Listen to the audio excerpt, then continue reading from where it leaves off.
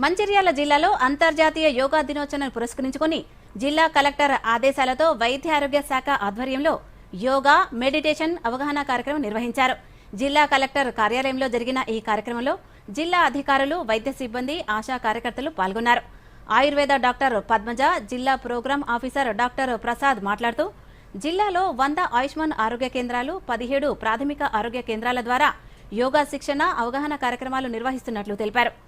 మే 26 నుంచి జూన్ 20 వరకు అన్ని మండలాల్లో నస్పూర్ ప్రాథమిక ఆరోగ్య కేంద్రం పరిధిలో రోజువారీ కార్యక్రమాలు నిర్వహిస్తున్నట్లు వెల్లడించారు.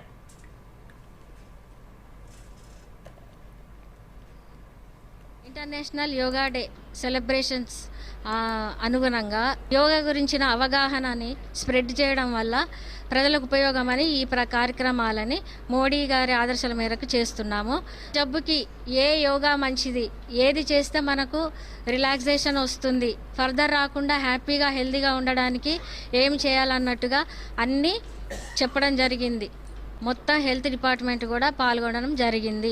ఐడిఓసిలో ఉన్న అందరి అధికారులు మరియు వైద్య సిబ్బంది సమక్షం లోపల ఈ యోగా డేని మనము సెలబ్రేట్ చేసుకున్నాము. ఈరోజు మనము అందరికీ కూడా యోగాకు సంబంధించిన వాటికి యోగా చేయడం ఎలాతో పాటు దానికి సంబంధించిన